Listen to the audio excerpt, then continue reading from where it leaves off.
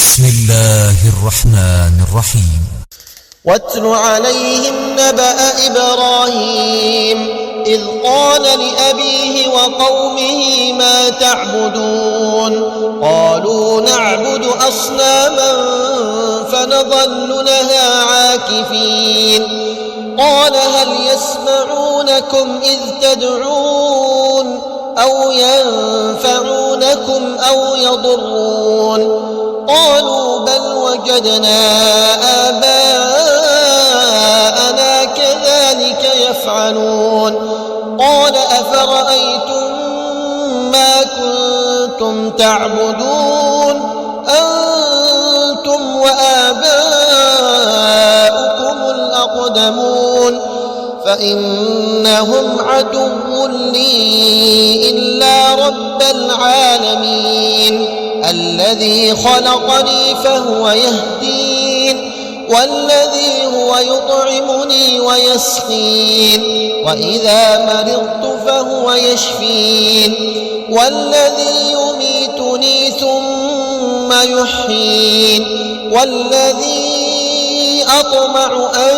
يغفر لي خطيئتي يوم الدين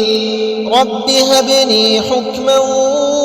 وألحقني بالصالحين واجعل لي لسان صدق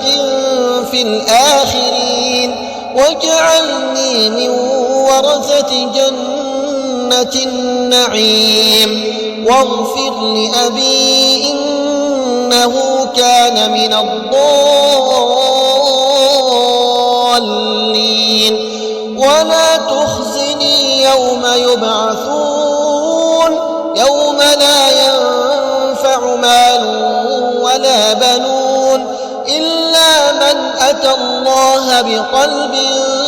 سليم وأزلفت الجنة للمتقين وبرزت الجحيم للغاوين وقيل لهم أين ما كنتم تعبدون من دون الله هل ينصرونكم أو ينتصرون فكبكبوا فيها هم والغاوون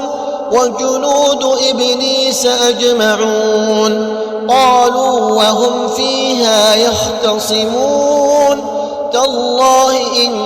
كنا لفي ضلال مبين إذ نسويكم برب العالمين وما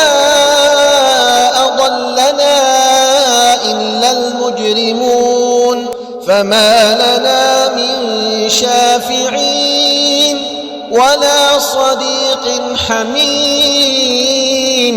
فلو أن لنا كرة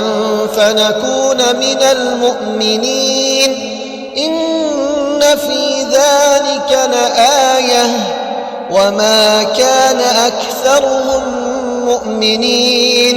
وإن ربك لهو العزيز الرحيم.